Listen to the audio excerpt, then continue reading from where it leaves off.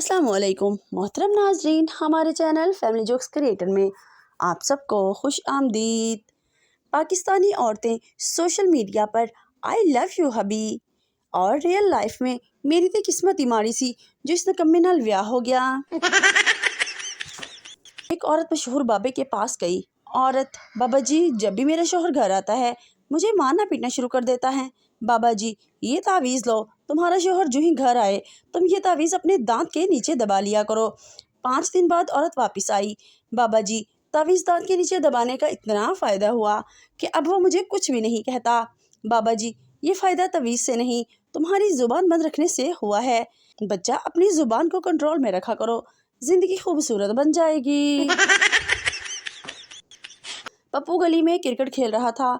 बाल एक घर की खिड़की का शीशा तोड़ती अंदर चली गई। घर के मालिक जावेद साहब ने बच्चों को गेंद वापस नहीं की। अगले दिन जावेद साहब अपनी बेगम के साथ पार्क में टहल रहे थे।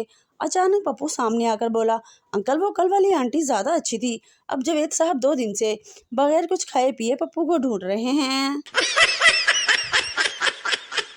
एक पठान अपनी भाभी को खूब मार रहा था। लोगों ने पूछा, तुम अपनी भाभी को क्यों मार रहे हो? पठान: हमारी भाभी अच्छी औरत नहीं है। लोगों ने पूछा, तुम्हें कैसे पता चला? पठान बोला, ओ यारा, मैं जिस दोस्त से भी पूछता हूँ तुम किससे फ़ोन पे बात कर रहे हो, वो यही कहता है तेरी भाभी से।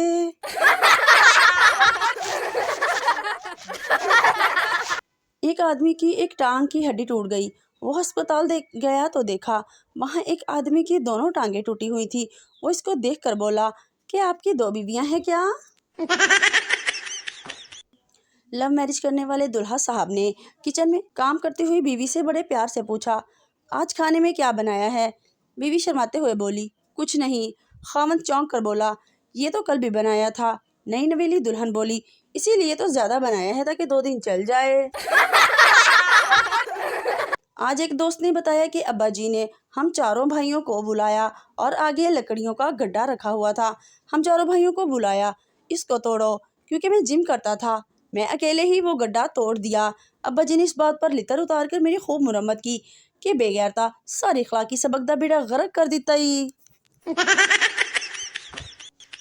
एक सियासतदान घर वापस आया तो इसके पास रंग बिरंगे जूतों का थैला था।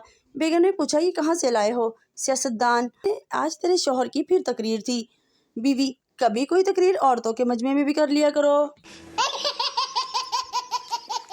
आज एक औरत ने इनबॉक्स में मैसेज किया और बोली, मुझे 100 रुपये का इजी लोड चाहिए। मैंने भी मजाक में बोल दिया, बहन जी, मैं भी लड़की ही हूँ। लड़कों के डर से आईडी लड़के के नाम से बनाई हुई है।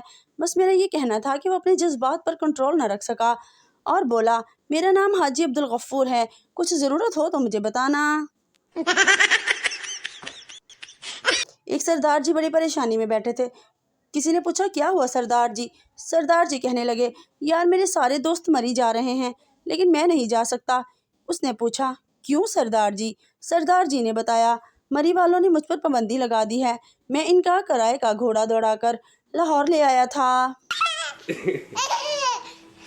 एक सरदार ने अपने दोस्त से कहा, मेरे घर में बस मेरा हुक्म मानना जाता है।